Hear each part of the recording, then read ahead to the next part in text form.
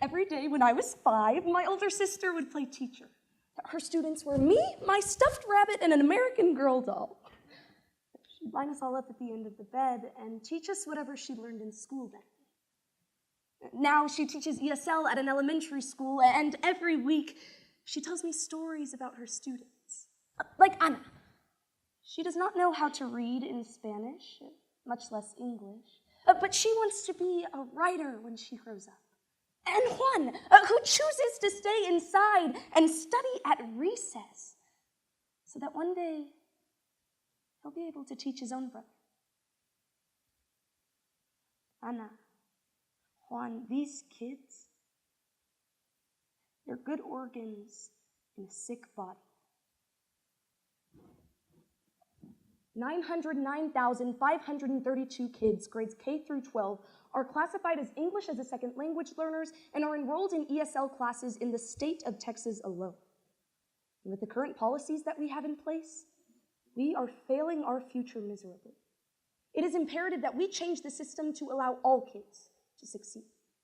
Through the poems Rigged Game by Dylan Garrity, A Puerto Rican Girl's Sentimental Education by Joana Vega, Oda para Leticia by Oscar Bermeo, and I Write America by The Company, a woven program from my mother, who came to this country and learned English 20 years ago, and to immigrants everywhere.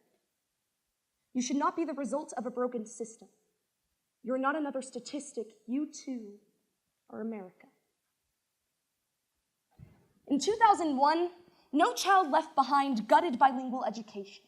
Students who have now been in the country for 1 year are expected to perform at grade level on standardized English tests. My sister is not allowed to help them in Spanish. Si solo podrías decírmelo en español, en nuestro idioma.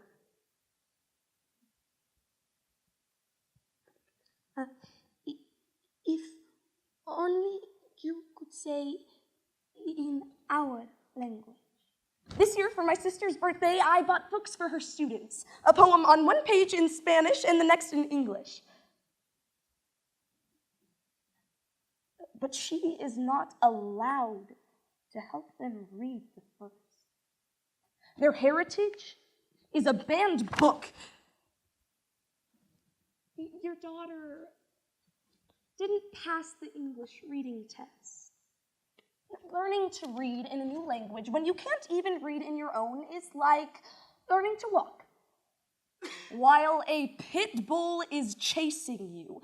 Like learning to sing with a conductor's fist down your throat.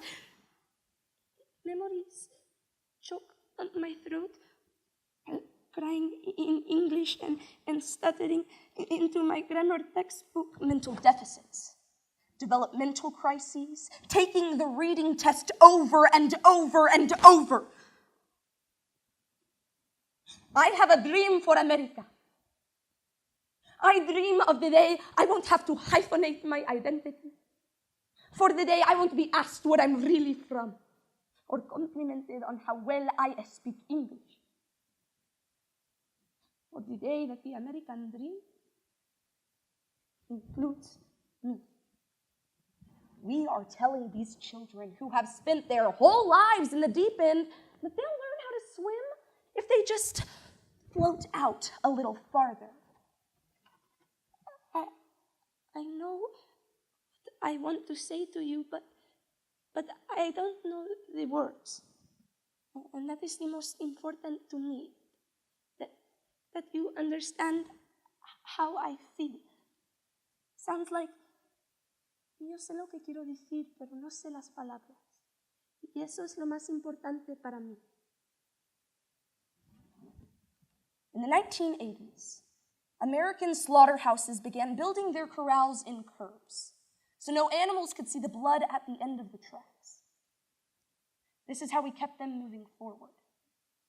In 2001, we began building the hallways of our schools in curves. This is how we kept them moving forward. You never learn, you fail the test. You never learn, you fail the test. You never learn, you drop out. I need you to know. I need you to know how hard I have fought so you can receive the spirit of these words.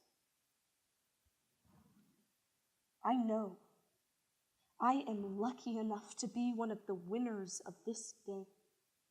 But the winners of a rigged game should not be allowed to write the rules. And on TV, some senator preaches that throwing money at an urban school is like feeding caviar to your dog.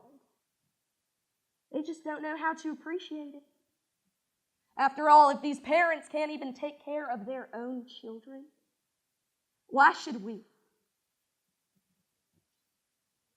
Well, tell that to Anna, who has my sister translate newsletters aloud to her father because he too was never taught how to read. Tell that to Juan, whose mother and baby sister are still in Guatemala, whose father works 3 jobs. And since when does being a teacher mean having to swear not to help? Since when does being a teacher mean having your hands tied as you watch the schoolhouse burn to the ground?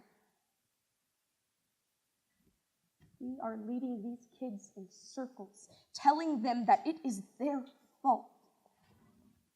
But I change America by living my life to the fullest. Because this is my home. Because between the shining seas and redwood forests, I am one voice in the choir.